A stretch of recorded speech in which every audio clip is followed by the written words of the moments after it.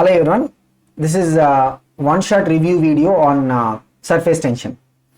Now already we have done one more video on the properties of fluids, where we have covered the fluid statics and fluid dynamics part. So overall, if you look at the chapter, right, there are three segments in this. One is fluid statics, second part is the fluid dynamics. So both these things we have covered in the other video. In this video, we are going to look at the micro properties of the fluids, where we will be focusing on the concept of surface tension and the applications of surface tension. Now first we will begin with what are some of the very common observations that we make, where we will see the role of surface tension.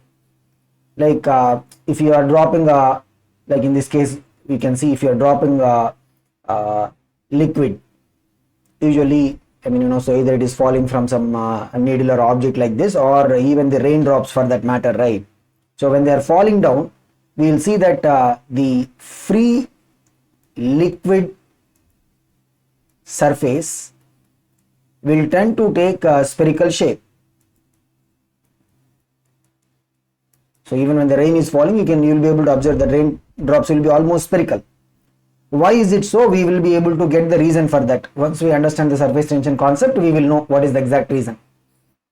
Not just that, even some insects and particularly mosquitoes, they will be able to stay afloat on the surface of water.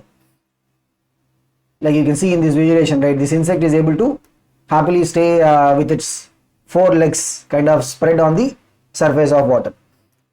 And this is obviously not desirable.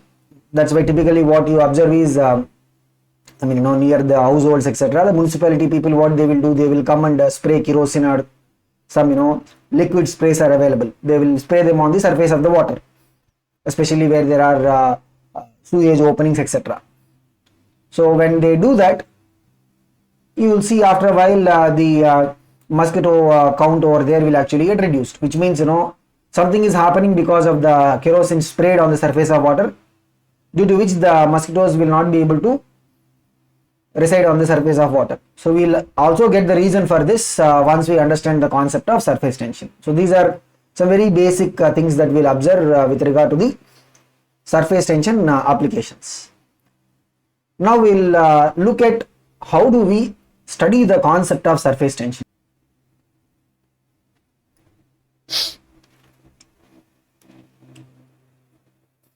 If you look at the force method of explaining surface tension is based on the idea of unbalanced forces on the particles of a liquid surface. So we'll see what is the meaning of this as we go into the discussion. If you look at, say for example, we take a liquid in a vessel, okay. What we'll do is we will mark two particles. So one particle of the liquid I will take on the surface, other I will take it inside the liquid. Now when we try to observe what will be the interaction forces of this particular particle that we marked with the other particles, the one that is inside is having the attractive forces on all different directions. So the forces will be kind of balanced. Whereas for the particle or the molecule that is on the surface, right, the interaction forces due to the other molecules will be only on the lower hemisphere. As a result, on this particle there is going to be what? Unbalanced force. And because of the unbalanced force, there is always, it's like somebody is net pulling the particles into the liquid. The liquid surface, we'll say, will be always under a strain. Like, we can think of it like a stretched membrane. So how we can visualize it? We can visualize it like what? Stretched membrane, because always the particles on the surface, they are being pulled down. So there will be a strain, or the surface of the liquid will actually look like what? A stretched membrane. And this unbalanced force on the particles of the liquid surface, right, is the reason for the surface tension. So we'll see how we'll define the surface tension. So if, say for example, we are going to keep one external object on the surface of the liquid. So now the idea that we have is, okay, so the particles of the liquid which are on the surface, they will have unbalanced forces. Now what we'll do is, we will take a surface of the liquid on which we are going to keep one external object. So for the sake of simplicity, we will keep a needle. So this is the top view. We are seeing it like what? Top view. Okay, so this is the needle. Now, so the needle is going and sitting on that stretched membrane. So as a result, what happens is there will be the force that will be acting perpendicular to the length of the object. So it's like, you are keeping something on the stretched membrane, means there will be a force acting perpendicular to the length of the object, but this force will be what? The force will be along the liquid surface. The force will be along the liquid surface. And the way we will define surface tension, so usually we will represent surface tension with the symbol S or T. In some textbooks you will see S, in some textbooks you will see T. If you can calculate what is the force and divide by the length, so force per unit length, so how this force will be acting? It will be acting perpendicular to the length of the object, and the force will be along the liquid surface, because it is due to the stretched membrane, this force is acting on the object that we are keeping on the liquid surface. So this is how we can define the surface tension using the force method. So from this formula, right, look at this, it's not S divided by T, this is S or T. So either you will use a symbol S, capital S, or capital T. Look at this definition. What is the SI unit of the surface tension going to be? Force is Newton, divided by length is meter. We can even talk about what is the dimensional formula. What will be the dimensional formula? The dimensional formula of force is what? ml t power minus 2. Dimensional formula for the length is L. So what is the dimensional formula? m t power minus 2. The dimensional formula for the surface tension is what? M t power minus 2. Now we will see some practical applications of it. Like if you take a lighter needle, like heavy needle means it will just get immersed into the water. But if you take a small needle, right, and just drop it on the surface of water, you can actually also try it at home and check. This needle will be floating on the surface of the water. Floating means what? Something should actually balance the weight of the needle, because any object, right, will have its own weight that will try to take it down. But when we say this needle is able to stay floating on the surface of water, means there must be a force that is able to balance the weight of the needle. So we'll see how this happens. When you drop the needle on the surface of that water or liquid, the surface will actually change its curvature. Like you can see here, it is like about dipping. Now this surface tension, as we said before, it will be acting along the liquid surface. Like you see, along the liquid surface means what? It will be in this direction. So this side, if the length of the needle is L, then this side what will be the force? T into L. Why T into L? Because what is the formula for the surface tension? Force by length, right? So force will be equal to what? Surface tension into length. So force due to surface tension acting on object is equal to what? Surface tension, which is either S or T, multiplied by the length. This side what will be the force? T into L. This side what will be the force? T into L. So the resultant of these two forces, right, net it will be what? Upwards. So this will be able to balance the weight of the needle. Now similarly, if you look at an endless thread, like you can even say it's a loop, thread loop. If you drop it on the soap film, like you can take a soap film and drop this thread loop on the soap film. Initially it will be having a random shape. The soap and the loop will be having a random shape. But if you punch inside, what happens is this the soap film inside will be vanishing. You will now have only the soap film which is outside. Suddenly what you will observe is, even practically you can also do it. These are all some very common experiments that can be done at home also. Like you can see here, this is the soap film. Inside we have punched, there is no soap film. So you see this red color kind of thing is what? This is the thread loop. What kind of shape it is taking? Perfect circle. Why does it happen? Because we said, right, the force due to surface tension will be acting perpendicular to the length of the object. Means what? Always it will be in the perpendicular, means what? It will be in the radial direction, and it will be along the surface of the liquid film. Again, you can see it will be along surface of the liquid film, perpendicular. So everywhere it will be what? Perpendicular to the length of the rope. So as a result, the shape it is going to take is what? Proper circular shape. Now we can even calculate what will be the force due to the surface tension. So if you have different shape of the objects which are kept on the surface of a liquid, what will be the force due to the surface tension? Like one of the things that we already discussed is what?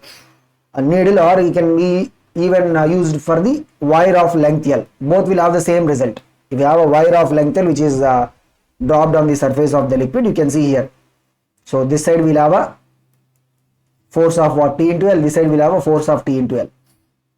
Now a little later we will talk about the angle, like by how much the curvature of the liquid surface will actually make an angle with the object. So based on that the overall resultant will be defined. So because based on the angle at which these surface tension force are acting, the overall resultant is going to be defined. But as we discussed in the previous instance, essentially this surface tension force will be able to balance the weight of the needle. Okay. Now if you take a circular plate or a disc of radius r, okay, so think about it. If you have a circular plate or a disc of radius r, so what is the overall boundary here? 2 pi r. Overall boundary is what? 2 pi r. So the surface tension force will be equal to what? It will be equal to the overall length 2 pi r into t. If you take a thin ring of radius r, ring means what is the difference? Ring means we have mass only on the boundary. That is what is the ring. So if you drop this ring in a liquid film, right, what we will be having is, like you see here, there will be the liquid which will interact with the inner boundary, as well as the liquid that will interact with the outer boundary. It's a very thin ring, right? So thin ring means what? Almost these two are almost close. So here we will have a surface tension force of 2 pi r into t. The outer boundary also will have a surface tension force of what? 2 pi r into t. So total surface tension force will be equal to what? 4 pi r into t will come. Why? Because we have two boundaries between the liquid and the object. So one is the inner boundary, second is the outer boundary. In a disc means the liquid is only on the outside, right? The liquid is only on the outside, so there is only one boundary. So this is the only boundary for the disc. If you take a square plate of side A, so this is similar to the disc concept. If you take a square plate of side A, right, you see what is going to happen. Outside we will have the liquid. Okay. So what will be so here it will be what? A length A into T. Here it will be what? A into T. Here it will be what? A into T. Here it will be what? A into T. So total will be what? 4 times A into T. Now if you take a square frame of side A, square frame means what? It's like the ring case. Square frame means what? It is like the ring case. Okay. So where we are going to be having two boundaries. So you see here there will be an inner boundary and there will be an outer boundary. So each boundary, right? So one boundary we have seen, what is it? 480. So two boundaries are there, means what? 480 plus 480 is going to be what? 880 will come. Now if you have a hollow disc of inner radius and outer radius, this is like a what we in fact we usually refer to it as annular disk. Annular disk is having an inner radius R1 and outer radius R2. So here we will have a liquid. Outside also we will have a liquid. So this is what is the annular disk, where inside we will have the cavity or the empty space. Now here what is the surface tension force going to be? 2 pi R1 into T, because the inner boundary is about 2 pi R1. Outside what is the boundary? 2 pi R2 into T. So total means what it will be? 2 pi into R1 plus R2 into T. It will be 2 pi into R1 plus R2 into T. So this is what is the surface tension force acting on the annular disk. We can also call it as what? Hollow disk. Okay. Now when we look at the factors that will affect the surface tension, the surface tension of a liquid, right, it will be decreasing with increasing temperature. So the reason for the surface tension is because of the unbalanced forces between the liquid molecules that will actually stay on the surface of the liquid, right? This surface tension, the surface is becoming like a stretched membrane. That is the reason for the surface tension force. Now when we increase temperature, what is going to happen? The particles separation is going to increase. So as a result, the forces, we generally call them as cohesive forces. The forces that will exist between particles of same type, we call them as what? Cohesive forces. The cohesive forces will actually be decreasing. So as the forces decrease means what? We will see that the surface tension also will be decreasing. Now if you look at the boiling point, the boiling point means what? The liquid is changing its state into vapor state. So boiling point, we will consider the surface tension to be becoming equal to what? 0. And since increase in temperature, surface tension decreases, right? If you decrease temperature means surface tension will increase. So up to how much we can increase? I mean, we can increase the surface tension till we reach the freezing point. Because below freezing point, the liquid becomes a solid, right? So the surface tension will be maximum where? At the freezing point of the liquid. Now if we are mixing some partially soluble impurities, such as soap, detergent, partially soluble, if you are mixing means the surface tension value will be what? Decreasing. Because these particles, right, they will not be able to strengthen these cohesive forces. But if we are using highly soluble impurities, they will add on to the cohesive forces. As a result of it, right, the surface tension will be increasing. So insoluble impurities, if you add means surface tension decreases. All these are possible theoretical questions.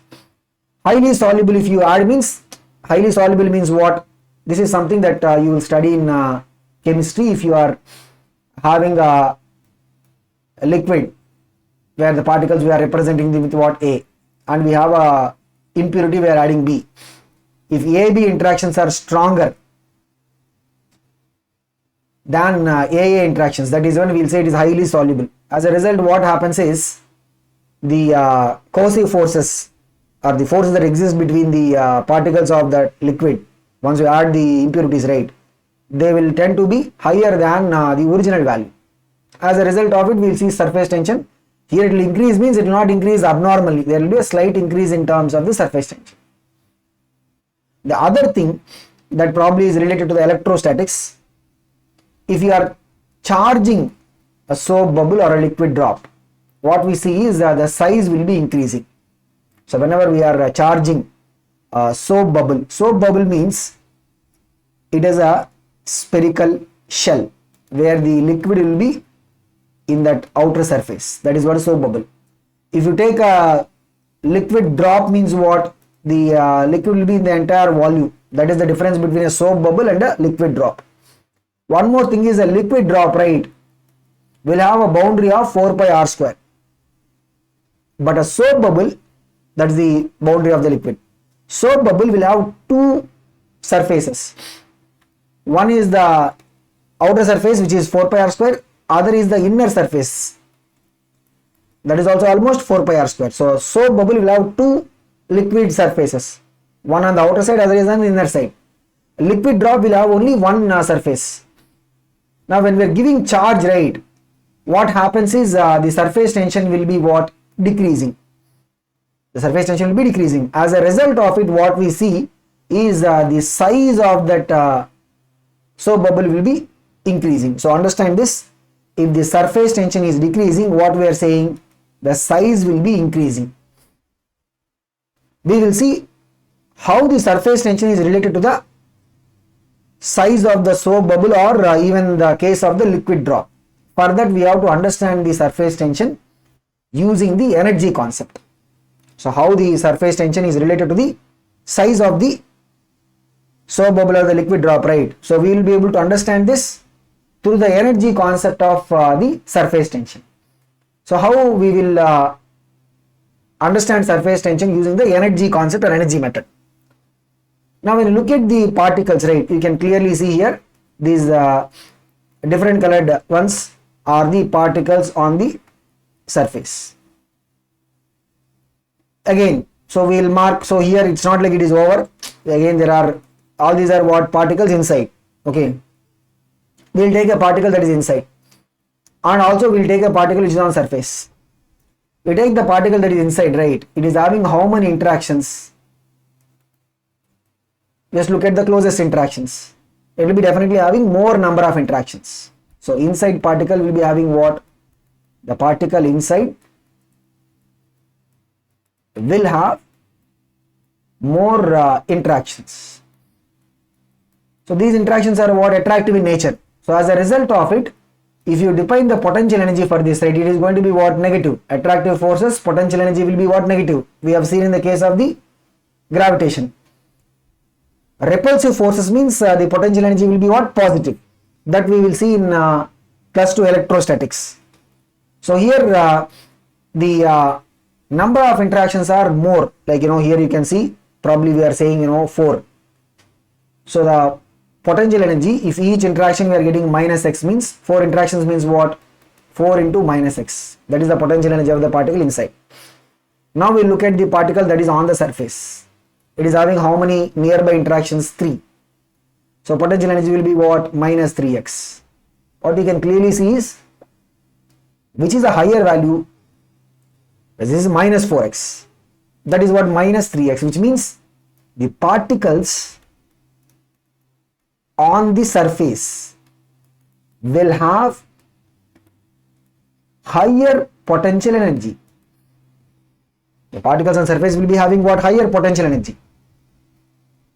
So if we want to bring a particle from inside the liquid and take it to the surface, then we have to supply energy. Work has to be done. If you want to take a particle from inside onto the surface of the liquid, work has to be done.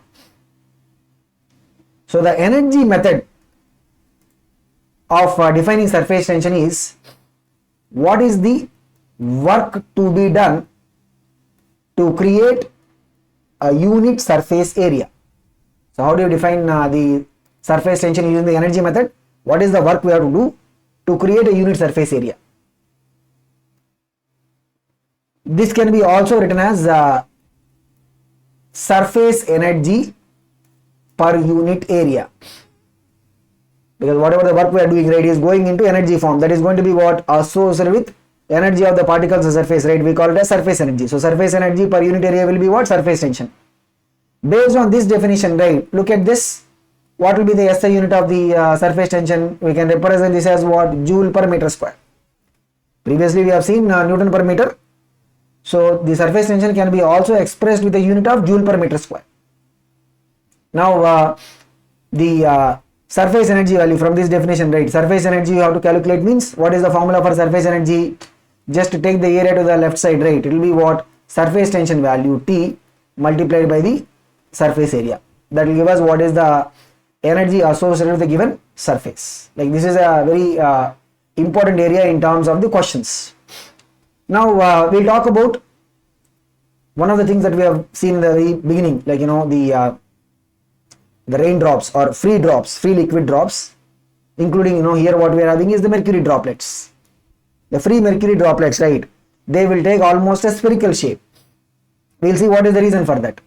For a given volume, means we take a volume of the liquid. For a given volume, right, the sphere gives least surface area. For a given volume of the liquid, sphere gives least surface area. What will happen as a result of it?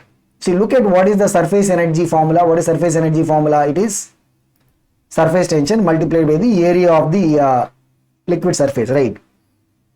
For a given volume, if you say the area is going to be least, means what? The surface energy associated will be least, because remember, any free thing or free object in the universe always wants to take a position or configuration which is having less energy. So which shape is going to give a less energy state for the liquid surface? A shape which is having least surface area for a given volume, and that is what is the spherical shape. So we are not, showing the derivation here as to how for a given volume the spherical shape will be having the least surface area. Maybe if you can probably check, it takes some volume and look at a cube and a sphere, and you can even try and compare which of them will be having a lesser surface area. But absolutely, among all the different shapes possible, including the irregular ones, among all of them, where the surface area will be least for a given volume, it will be the sphere or the spherical shape. That is why the free liquid drops or droplets, they will take the spherical shape.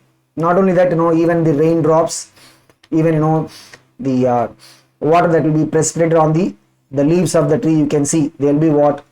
Spherical in shape. Like soap bubbles that we blow into the air, they also will take what? All these are examples of the free liquid surfaces. They will take a spherical shape. But the difference is what?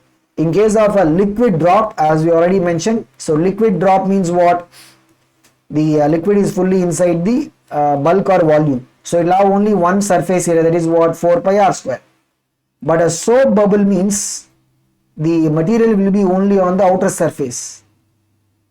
So as a result of it will have two boundaries. One is the inner boundary, other is the outer boundary. So inner boundary will be what? Almost 4 pi r square. Outer boundary also will be almost 4 pi r square. So soap bubble means it will have a total surface area of 8 pi r square.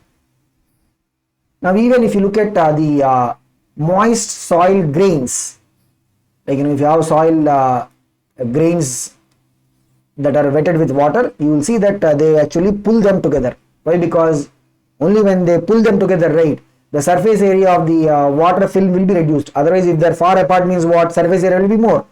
If they are pulled together, means surface area will be less.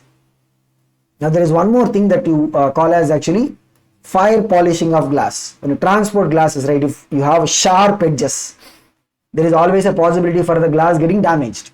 It happens, like even if you kind of have experienced fitting glass into your home windows or something, you will notice sharp edges. Means by the time you transport them, they would have just got a little bit of a rupture would have happened in the boundaries. So to avoid that, right, the boundary of the glass will be actually heated.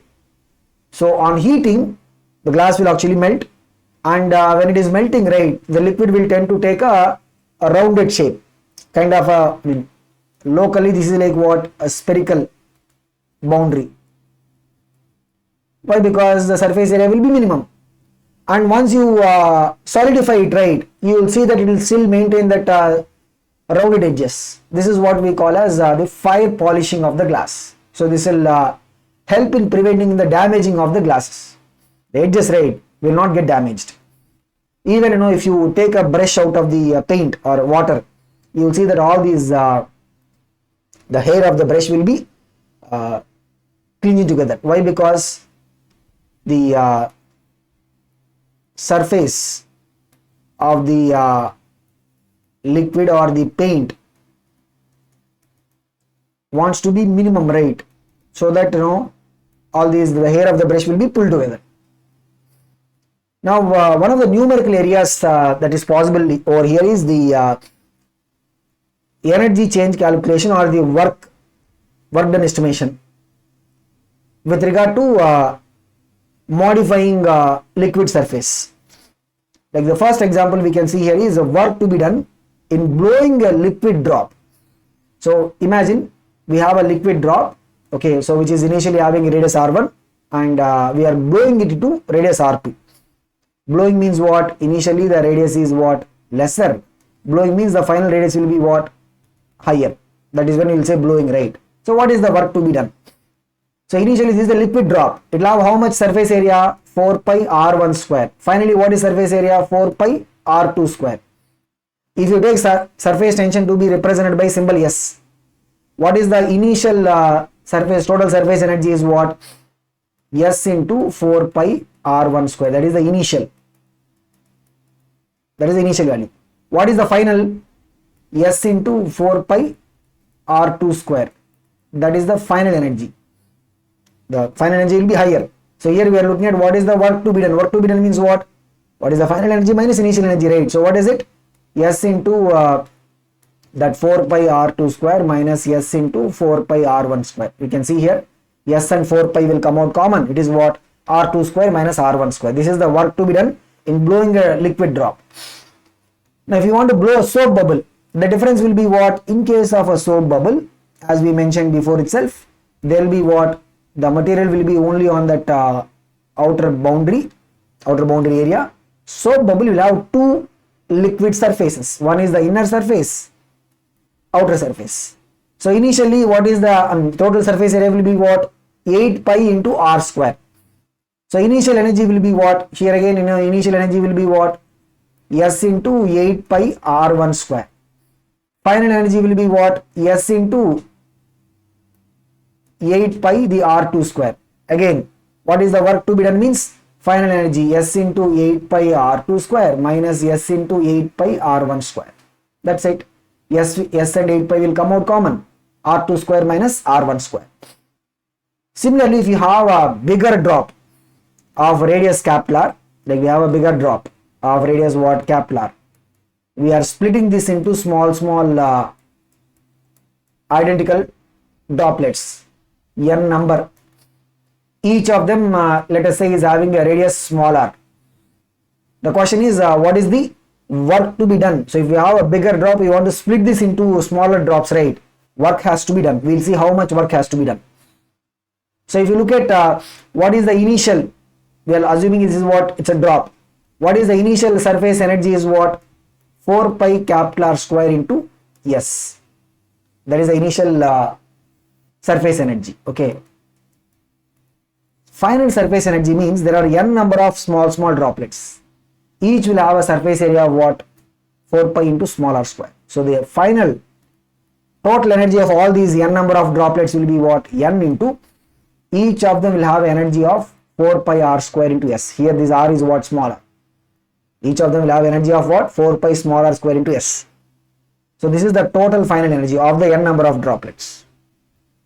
But the thing is, we should know what is the relation between small r and capillary, because they will generally give us like there is a liquid drop of radius r. It is divided into some 1000 droplets like that. So we should know how to relate the smaller and capillary. The overall volume of the bigger drop, which is the 4 by 3 pi r cube, is split into n number of droplets. Means what? N number of each small droplet is having a volume of what? Spherical, right? 4 by 3 pi smaller cube. 4 by 3 pi 4 by 3 cancels. What is it? Capillary is equal to what? N power 1 by 3 into smaller. If you take a cube root, so we can write a smaller is equal to what?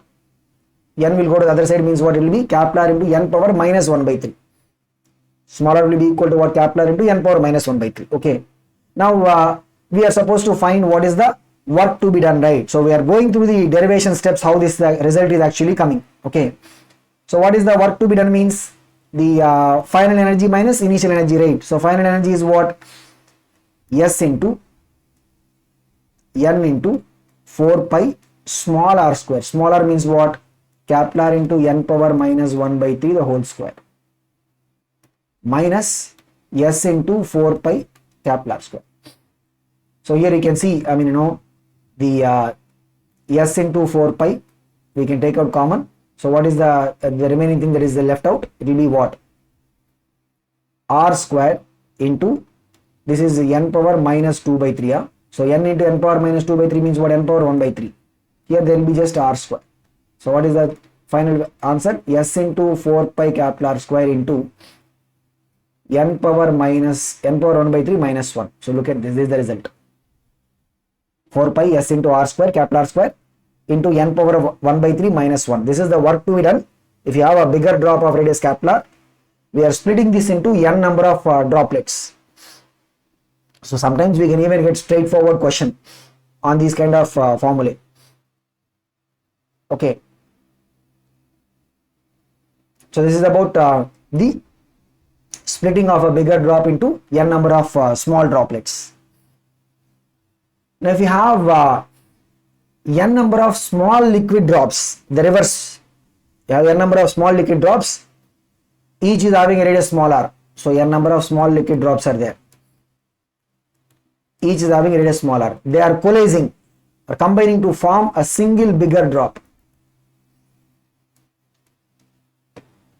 Here again the same relation, right? Volume relation will give us what?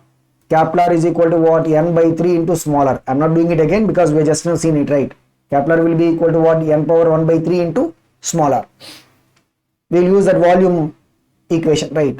Volume of the bigger drop is equal to n times volume of the small drop, because we are mixing n number of small drops to get one bigger drop, right? So this is the value of capital R, because in this question they will not give us capital R, they will give us what? Smaller value they will give us, and the number of drops that we are coalescing, n also they will give us. Then in this process what will happen is the energy will be released. In the previous process we have a bigger drop, we are breaking it, work has to be done, but here energy will be what? Released. So we will see what is the energy released in the process. Remember, energy released means what? It will be what is the initial energy minus the final energy. So what is the energy released? If you call it as delta, you write what is it? The initial energy minus final energy. Initial energy is what? There are n number of drops. Each is having a area of what? 4 pi small r square. So the surface energy of each drop is what? S into 4 pi small r square, right? There are n number of. Final energy means there is only one big drop. What is it? S into 4 pi capital R square. But what is the capital R value? N power 1 by 3 into small r, right? So look at it, 4 pi. N power 1 by 3 square means what? N power 2 by 3. So this is going to give us the final result. So look at it, what is it that we are going to get? If you take out the things in common, right? So what we will be able to have in common? S 4 pi small r square. We can take that common. So then what is the remaining one? N minus n power 2 by 3. So here we can also do one thing. If you take n also common, right, we'll have 1 minus, here it will be n power minus 1 by 3. Why? Because n into n power minus 1 by 3 will be n power 2 by 3. So look at this, what is the final expression we can remember? The energy that will be released in this case, what is it? 4 pi into s into small r square into n into 1 minus n power minus 1 by 3. So all these results, right, if you remember, means any question we will be able to straight away answer. Now when you look at liquid boundary, so for example we have a flat liquid boundary. So this side we have maybe we have a liquid on this side, and that side we have air. The other example is you have a curvature. We have a liquid on this side and we have an air. Now think of it, it's like a wall that is there. When a wall is flat means what? The forces on both sides are equal. But if we are pushing it strongly means what? The wall will be curving the other side, right? Which means here generally what do we call it as? We will be calling this side to be what? This is what? The concave side, and this will be the convex side. It's like, you're pushing means obviously when there is a curvature, right, the concave side force or pressure should be higher than the convex side. So whenever there is a curvature means what? The concave side you have a higher pressure than the convex side. When you look at a liquid drop or a liquid surface with curvature, there should be some additional pressure inside. That's what we will be calling as excess pressure. Because of that only the curvature is coming, otherwise the curvature will not come. So if you look at the examples, right, you have a plane surface. Excess pressure means this is the pressure inside minus pressure outside. That is what we call as excess pressure. Pressure inside the liquid minus pressure outside. Flat surface means we said, right, both sides it should be same pressure. So excess pressure will be what? 0 here. Whereas if you take a surface like this, so here you see what is this? This is the concave. Outside is what? The convex.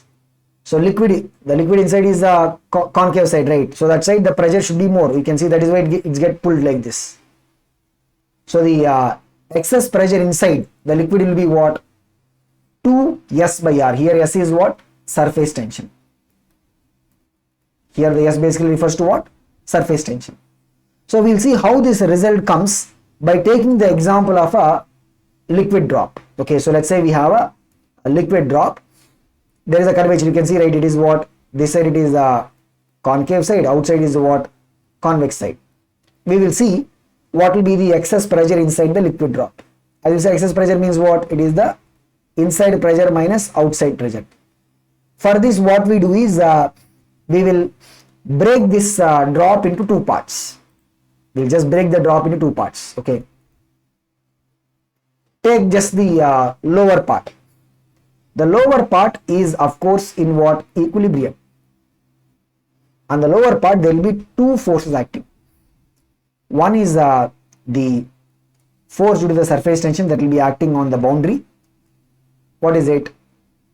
The boundary will be what? If you take this as a circular boundary, what is it? 2 pi r into P or S, whichever we are using. Okay, so we should get comfortable with both these notations. Surface tension means we can either use S or we can use T also. Even in the past years also, if you see, right, sometimes they would refer it to that symbol T and sometimes they would refer it to symbol S. There will be also one more force. Look at this. The force due to the excess pressure. So P inside is higher and P outside is lesser, right? This force, if you calculate it on the projected area. So what is this projected area? It is what? Pi into r square. The total surface area will be the surface area of the hemisphere, but the projected area is what? Normal to the force. The projected area is what? Just the area of this circular shape, that is what? Pi r square.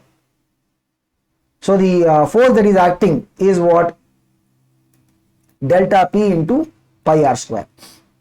This is the force that is acting due to the pressure difference. Since we said this is in equilibrium, right, both these must balance each other. So what is it? 2 pi r into S. So you see here pi gets cancelled, 1 r gets cancelled. What is it? Delta P will be equal to 2S by R. So if you have a liquid drop, spherical liquid drop of course, the excess pressure inside, excess pressure means what? Delta P will be equal to P inside minus P outside. That will be equal to what? 2S by R. This we will generalize to any spherical curvature. Whenever we have spherical curvature, right? Whenever there is a spherical curvature means what is it? The P inside minus P outside will be what? It will be 2S by R. Now if you look at excess pressure inside the soap bubble. Inside the soap bubble means we will refer to P inside as a totally inside. P outside as a totally outside. Look at here, now we have two boundaries here. Inner boundary as well as outer boundary. So here we will call the pressure to be P. Look at this. This is the inside, this is the outside, right? At the first boundary, if you apply the condition, what is it? P inside minus outside is what? This is the P is equal to 2S by R. This is for the first boundary. For the second boundary here, inside means what? P. Outside means what? The total outside. Because the film thickness will consider to be what? Very small. That's why we are not assuming that there is any change in the radius. So add both of them, what we will get? The P inside, that is the full inside, minus P outside, that is the total outside, will be equal to what? 2S by R plus 2S by R is what? 4S by R. That is the excess pressure inside the soap bubble. Now we can even see some other shapes. if you have a cylindrical liquid surface of radius r, right, what is the excess pressure inside the cylinder? Excess pressure means always what? Inside minus outside. Delta P will be equal to what? S by R.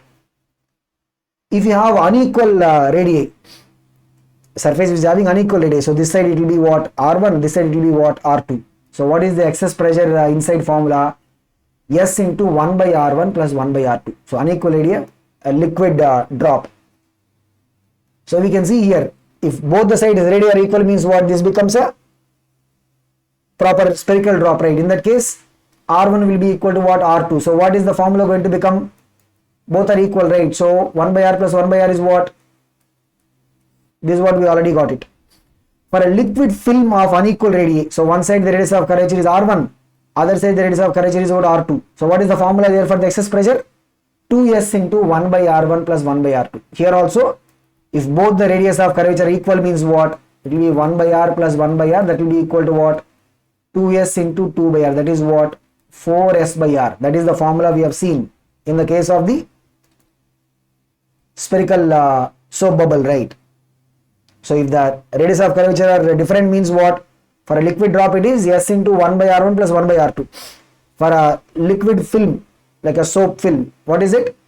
2s into 1 by R1 plus 1 by R2. For a cylindrical surface, what is the excess pressure inside? It will be what? Just S by R. Now if you are having two liquid bubbles, liquid bubbles means we will think of it like a soap bubble of radius R1 and radius R2. They come into contact. What happens is the boundary interface will be changing. The interface at the boundary will be what? Changing. And the radius of curvature of the common interface, right? Radius of curvature of the common interface, like it will change somewhat, it will change like the common interface, right?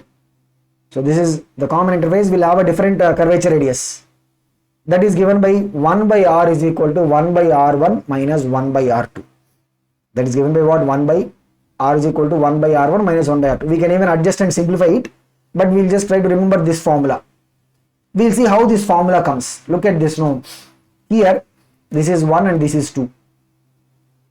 Pressure at 1 will be equal to what? The pressure outside, which is the atmosphere pressure, plus here excess pressure means what? 4s by R1. Pressure inside this 2 drop is what? Outside pressure, which is the atmospheric pressure, plus 4s by R2. Here it is a soap bubble. That's why that 4s formula is coming. Now what is the pressure difference between, so this is the inner side of bubble 1, that is the inner side of the bubble 2. What is the pressure difference between them means, look at this, what is the pressure difference?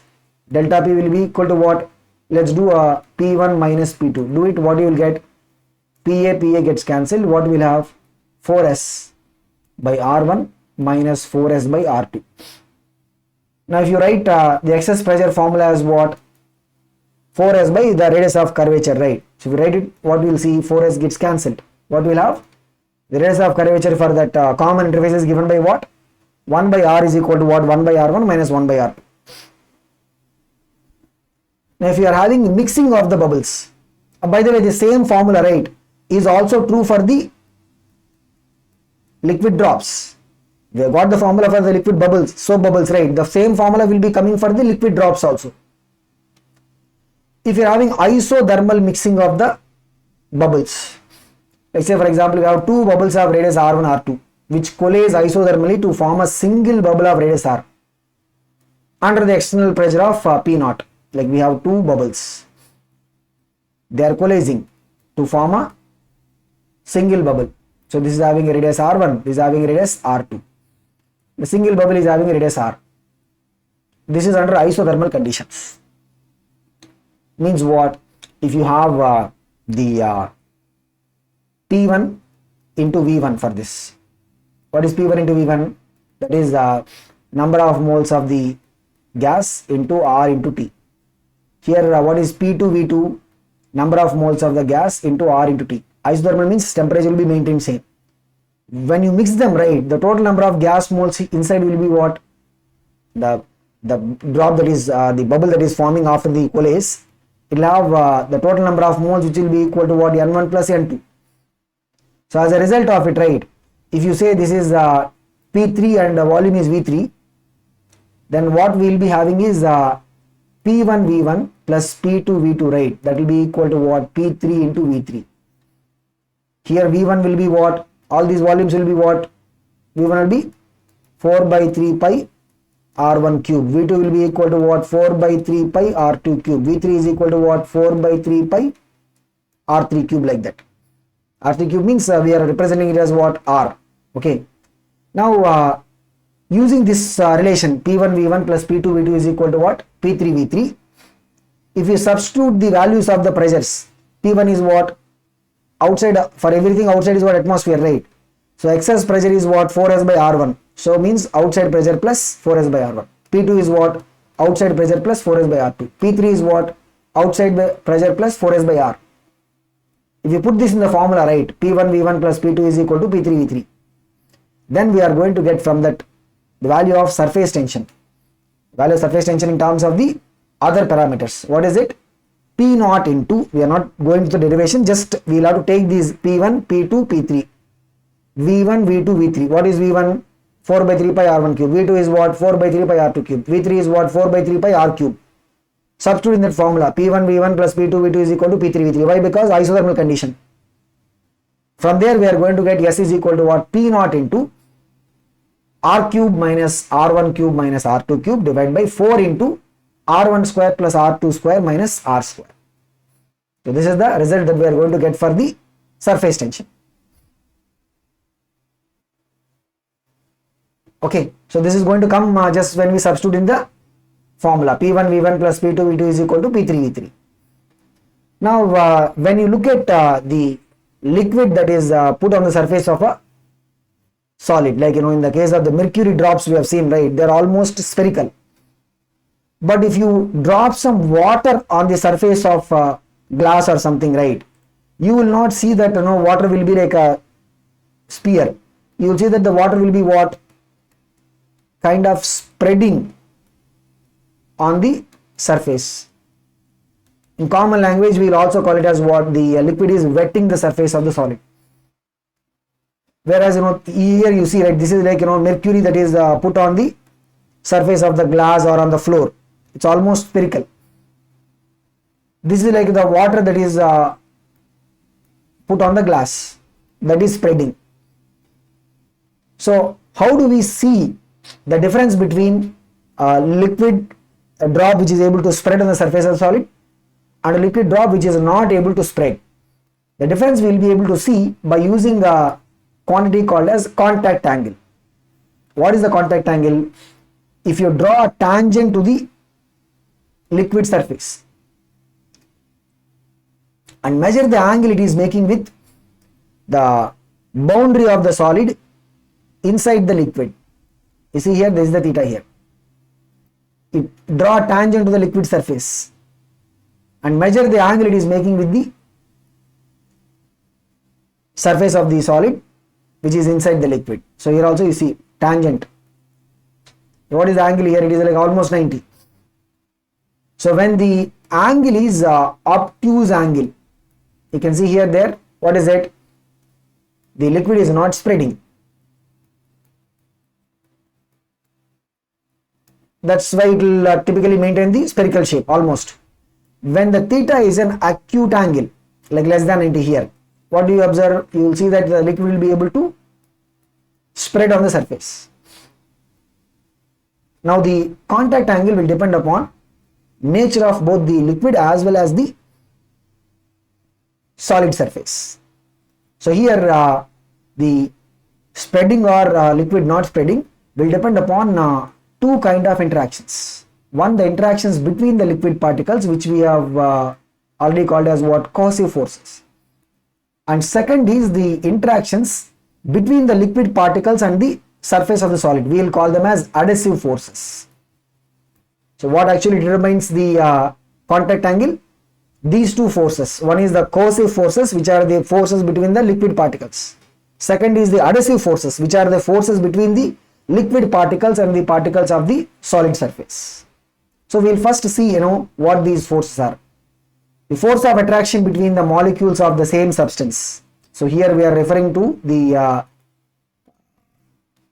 force of attraction between the liquid particles. What do we call it as? The cohesive forces, or simply cohesion. We will see that the cohesive forces, right, will play a very important role. Like if you are having two liquid drops and we are mixing them, like the examples we have seen before, right?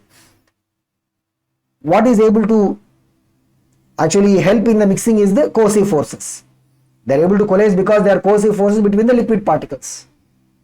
Same way, if you have two solid glass plates, right, if you have some water in between, this is something that you can also probably try. You take two glasses, just have some water in between. Now you try to, the plates will actually stick.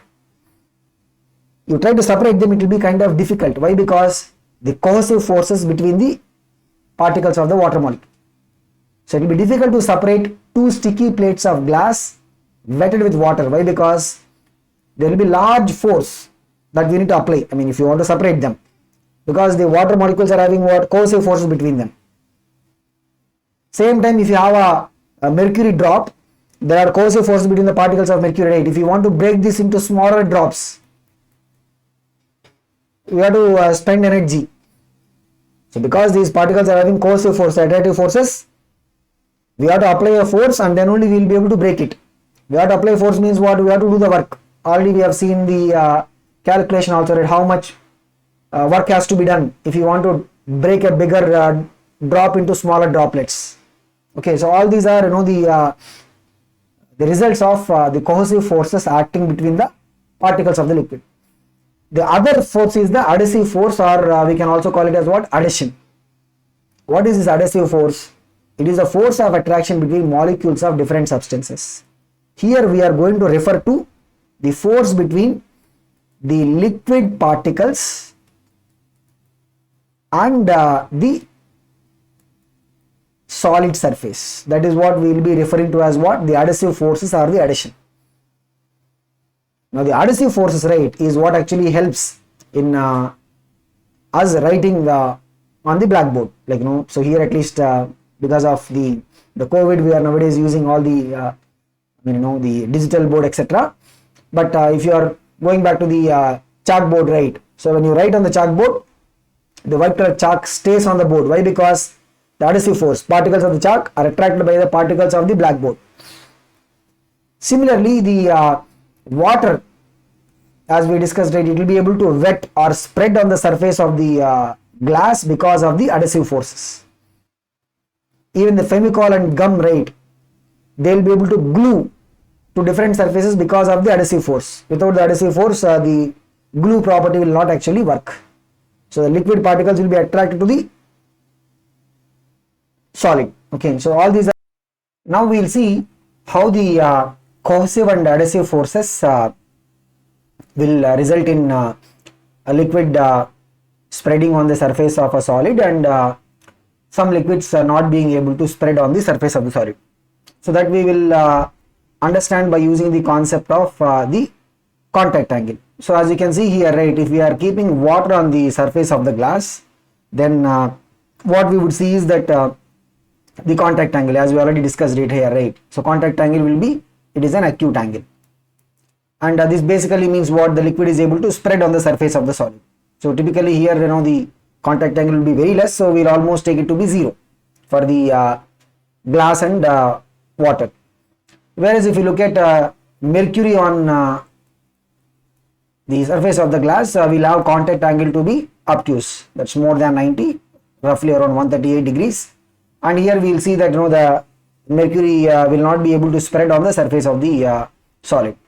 But why the difference basically comes is, think of it. So if we are dropping a liquid onto the surface of the solid, this is the liquid. Now here we will consider the particles on the surface of the liquid. This side what we will be having, that is the solid, right? So this side what we will be having is, these are the solid surface particles. Now when the adhesive forces are what? The forces between the liquid particles and solid are stronger than the cohesive forces, because here inside there will be other liquid particles. The force between the liquid particles, same nature, right? We'll call them as what? Cohesive.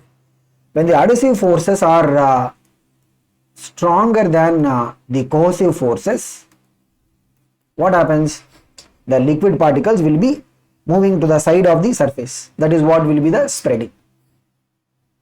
When the cohesive forces are stronger than the adhesive forces, like in this case, right, the liquid particles will stay intact. So we also have something which is exactly in between, that is contact angle 90. So typically if you have water on the surface of the silver, right, we'll have the contact angle to be 90. So we'll talk about the importance of this contact angle 90 as we discuss further aspects about the interaction between the liquid and the solid surface to which it is in contact. So the capillary tube, a tube which will have a small opening or the area, we can also say small radius. If we dip this into the liquid for the contact angle less than 90, that is the acute contact angle. So here acute contact angle means what? The adhesive forces are stronger than the cohesive forces. So as a result, what happens is the particles of the, look at this, this is the particles of the solid surface. They would attract the liquid strongly. So as a result, near the boundary, right, the liquid particles will be raising up. So we'll have a meniscus which is concave. The meniscus will be what? Concave upwards. Whereas if you have a contact angle more than 90, this is the case where the adhesive forces, right, are weaker than cohesive. We can also say cohesive forces are stronger than adhesive. Okay. In this case, what happens? The liquid particles will stay intact. So the liquid particles, right, will not be able to go and spread on the surface of the solid. As a result, we will see that it will be what? Convex upwards. So upwards, what is the the meniscus or curvature that is raising up? It is the convex. So this is a fundamental difference that we will have depending upon the contact angle. Now what about contact angle 90? We said, right, so there is an importance for that. If it is a contact angle 90, we will neither have concave nor have convex. It will be like what? Flat or like a plane surface. It will be just a flat surface. Now not only the shape of the meniscus, since in the case of the contact angle less than 90, the liquid particles are pulled up, right, we will see that the level of the liquid inside the capillary tube will be above the outside level. So this is what generally we will be referring as the capillary raise. So what is it that we will be referring to? Capillary raise. Whereas in the other side, right, the level inside the capillary tube will be lower than the outside. So this is what we call as a capillary dip. Whereas if it is a contact angle 90 means there will be no rise or no dip. Level inside the tube will be same as level outside also. So which means if you have the capillary tube made up of glass put into water, you will see the water will be rising. If you have a capillary tube made up of glass put into mercury, the inside the capillary tube will have a dip. The thing is, can we find out what is the level by which the liquid is rising above the normal level of the liquid outside? What is the level by which it is rising? That is what we call as capillary rise. We can actually find out the value. For that, what we'll do is let us just look at the situation here, right? So we have a liquid that is rising above the normal level. So let us say it is rising to a height h, and we assume that this meniscus, right, meniscus effect is negligible.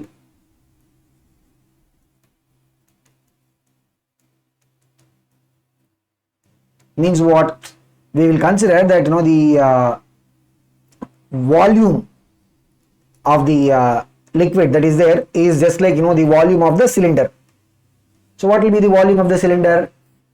For a cylinder, right, which is having a height h and radius let's say the radius is what? The capillary tube radius is r, smaller is the radius of the capillary tube. So what will be the volume? It is what? Pi r square into h. If you multiply this with the density of the liquid rho, that will give us what is the mass. If you multiply this with g, that will give us what is the weight acting on the liquid that is raising, because the force that is pulling the particles up will be able to pull the liquid particles up till the weight, because more and more liquid raising means what? The weight of the liquid raising also will increase, right? So it will have a capillary raise till the forces that are responsible for the capillary raise are balanced by the weight of the liquid that is raising. That is the concept here. So what are these forces that are responsible for the liquid to raise in the capillary tube? That is what we can measure by using surface tension, right? Because you see here there is a boundary. So near the boundary, right, there will be the surface tension force which will be acting along the liquid surface.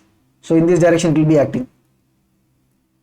If you see what is the vertical component of the surface tension, what is it? It is going to be T times cos theta. The component will be vertically up.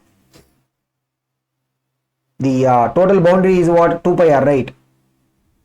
So T cos theta into 2 pi r will give us what is the overall force due to the surface tension, and that will be upwards. So 2 pi r multiplied by T cos theta. Now this has to be balanced by the weight of the liquid that is raising. So simple, T cos theta into 2 pi r will be equal to what? Weight. Weight means what? Pi r square h into rho into g. In this what we can see? Pi gets cancelled. Then what else will get cancelled? 1 r also gets cancelled. So we are looking for the h value, right? So we'll take everything to the other side. What is it? Left side we have 2t cos theta by other things is what? R will go, everything will go to the denominator. So this is the height by which the liquid will be raising. So the surface tension force, which is what? The boundary length multiplied by the surface tension value. But we have to take a vertical component. Why? Because the component that is responsible for the raise of the liquid. What happens to the horizontal component? We will think. What happens to horizontal component? Think about it. You take any small element of that boundary. The horizontal component is t sin theta. Symmetrically, you will have another element exactly on the opposite side. So they both will basically cancel. So net we will have only what? The component which is vertically up. Horizontal component will get cancelled. Okay. So what is the capillary raise formula? 2t cos theta by r rho g. In this one special case, right, we said for water and the glass, we said the contact angle is almost 0. So in that case, what is happen? Cos 0 will be what? 1, right? So in that case, what is it? 2t by r rho g. The thing that we will be able to observe, this is when theta is equal to 0. Even the general formula also, right, what we can observe is, if the surface tension T value is increasing, then the capillary raise will be more. If the radius of the capillary tube is less, then also the capillary raise will be more. Because so based on the formula, we can sometimes expect some reasoning questions also like this. Now the case of capillary dip, we don't need to do a separate derivation for that. So in this, if it is the case of capillary dip, right, what is going to happen? Theta will be what? Obtuse, right? Theta may be 138, like in the case of mercury and glass, like that we'll have angle. Just we are allowed to substitute this, so we will not do another derivation for that. Just in place of whatever the theta angle, we will have to substitute the corresponding angle of contact. Because if it is obtuse means, look at this, cos, what is the value of cos between 90 to 180? Obtuse angle means 90 to 180, right? So the cos value will be what? Negative. So thereby h will be coming as what? Negative. So that is the reason why we call it as what? Capillary dip. So this formula can be used, though we did the derivation for capillary raise, we can use the formula for the capillary dip also. So what is it? 2t cos theta by r rho g. Now if we don't neglect the meniscus effect, for this we will consider the particular case of contact angle 0. So look at this, there is a meniscus, right? Previously what we said, we don't consider this, this shaded one I am drawing is the meniscus. There is some volume of the liquid there also. Previously what we did, we said we will neglect it, just take this cylinder. But if you take the particular case of contact angle 0, if we have to consider the meniscus volume also, right? What is this meniscus volume? Look at it. If you take this, right, this is the R. The radius of the tube is also R. So first thing is we'll have like a cylinder which is having a height R and radius R. So what is the volume of that? Pi R square into R, that is like pi R cube. That is the volume of the cylinder. From that we have to, when the contact angle is 0 only when the contact angle is 0, the other portion, right, that is there, the other portion, the empty part, the empty portion, right, is this empty portion, this is a hemisphere. Hemisphere means what is the volume of that? 2 by 3 pi r cube. So from the cylinder you have to subtract the hemisphere so that we will get what is the volume of the water that is there in the meniscus. So look at this, the cylinder volume, pi r square into r minus the volume of the hemisphere, that is half of 4 by 3 pi r cube, that is 2 by 3 pi r cube. If you subtract it, means we will get what? 1 by 3 pi r cube will come, that is the volume of the water inside the meniscus. Now in the previous derivation, right, like what we had, T cos theta into 2 pi r, that is the upward force due to the surface tension, because cos theta, in place of cos theta what is going to come? Cos 0 will come, because it is a particular case of angle 0. If angle is not 0, right, then we will not have a hemisphere, the empty space will not be hemispherical in shape, there will have some modification. But this is the particular case of contact angle 0. Upward force is what? T cos 0 into 2 pi r, same. The weight will be what? Weight of this entire cylinder, what is it? Pi r square rho g h, because this is cylinder is what? Pi r square h is the volume, rho into g.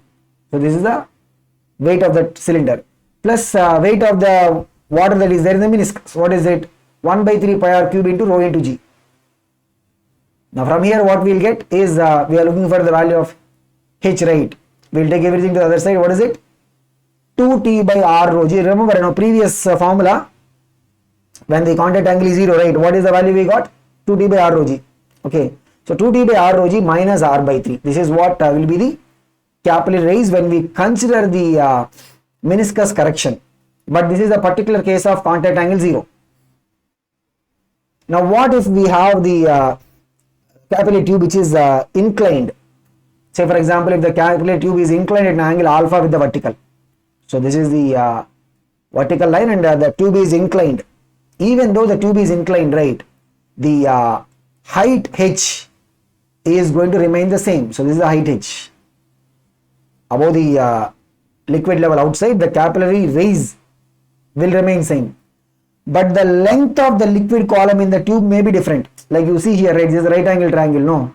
So what is cos alpha in this right angle triangle? Base, which is h, by the hypotenuse, which is L. So from here what is it that we will have? L is equal to h by cos alpha. Here alpha is the angle made by the capillary tube with the vertical. What is h? Already we have a formula for it. What is it? 2t cos theta by r rho g. In this case theta is what? The contact angle between the liquid and the solid surface. Okay, the force balance will be such that the height of the liquid inside the capillary tube will remain the same even though you incline it, but the length of the column, liquid column, will be different. That will be given by this formula. L will be equal to what? H by cos alpha. H already we have the formula for that. H will be given by the capillary raise formula. Now one question that will come for us is, we have said the capillary raise formula, right, 2t cos theta by r rho g.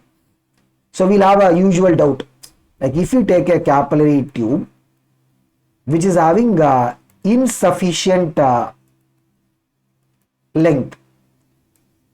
Like, to speak in general terms, let us say this H value is coming as 4 millimeter for a particular liquid and the capillary tube. The H value is coming as what? 4 millimeter.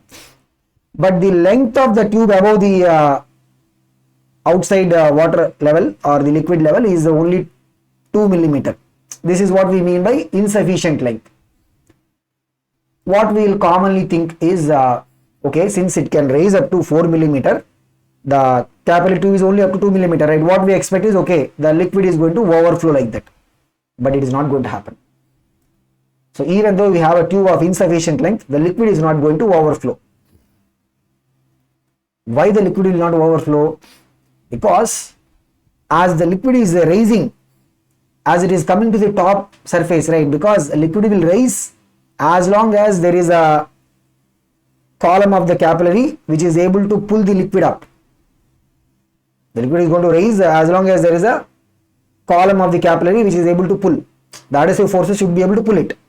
But as it is coming to the boundary, right, look at this, as it is coming to the boundary, so here what happens is the contact angle is going to change. See, if it is here, right, contact angle is what? It is maybe theta is equal to some 30. As it is coming to the surface, right, the contact angle is going to increase. As the contact angle is increasing, right, because the liquid layer is, because it cannot raise any further from the side, the contact angle will adjust. As the contact angle is increasing, right, theta is increasing means what? In the same formula, look at the H value, cos theta term is coming. Theta increasing means what? If theta is increasing means cos theta will decrease. Correct. So as a result, what is going to happen? The H value is going to adjust itself so that the liquid will never overflow. So just because you have an insufficient length tube, don't think that the liquid is going to overflow. Liquid will not overflow. The meniscus of the liquid will finally come and adjust in such a way that there will be no overflow.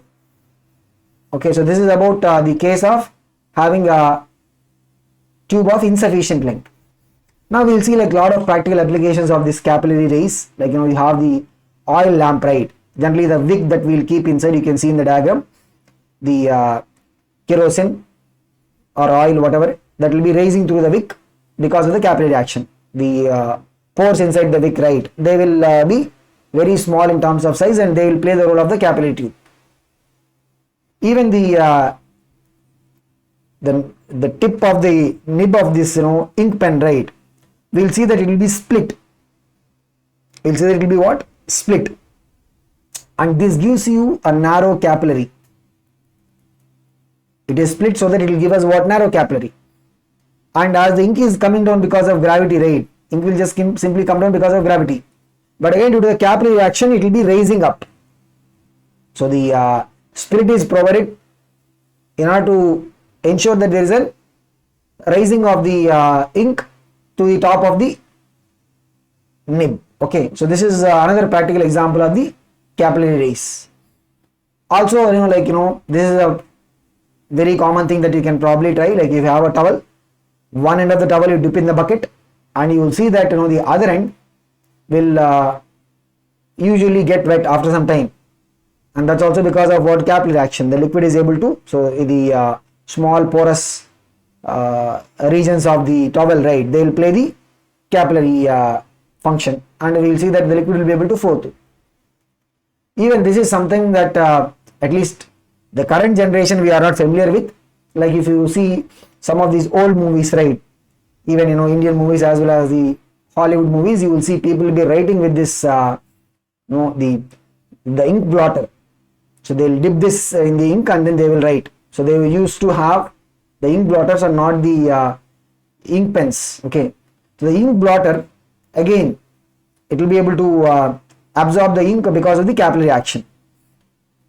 Even the plants and trees, the way they take the water from the soil, right, so you see that soil pores will play the capillary action. So the water will be raising because of the capillary action through not just the pores of the soil but also through the stem of the plant, etc. The capillary, because each, the stem is very narrow, right? So this will be like a capillary tube, and the water will be able to race through. Even the soil also, the capillary action will actually provide the water for the survival of the plants. Now the other examples of surface tension which are quite common in terms of our day-to-day life are, if you look at the medicines that are used for the washing of the wounds, generally we will need something which has got more wettability. So more wettability will come when the surface tension is actually less. So more wettability of the surface will come when the surface tension is less. So Dettol and all these things, right, they will have a lesser surface tension than the water itself. And if you look at the reason why we will be able to feel the taste of food that is hot. So generally, when we heat a liquid, already we said, right, heating means what? If we raise the temperature means surface tension is going to decrease, right? This point we already talked about it. So surface tension decreasing means what? The liquid will be able to spread more evenly on our tongue. So the taste buds will be able to so feel the taste of the food. Typically if you have a soup, right, so we'll be able to appreciate the taste of the hot soup than the cold soup. Why? Because the hot soup means surface tension will be less, so it will be able to spread over a larger area on the tongue. So you can see here, in not just us but animals also can probably enjoy the hot soup.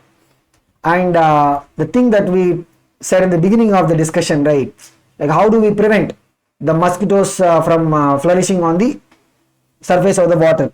Generally these marshy land, etc., we'll see sewage canals which are open, we'll see this happening. The mosquitoes will just flourish like anything. So mosquitoes are insects, right? When we spray kerosene on the surface of the water, that will reduce the surface tension of water. Once the kerosene is sprayed, it will reduce the surface tension. As a result, what is going to happen? The insects, the mosquitoes, their larvae, etc., right, they will be sinking into water. So they cannot flourish on the surface of the water. So this is about the concept of surface tension and the applications of the surface tension. We will see in another chapter.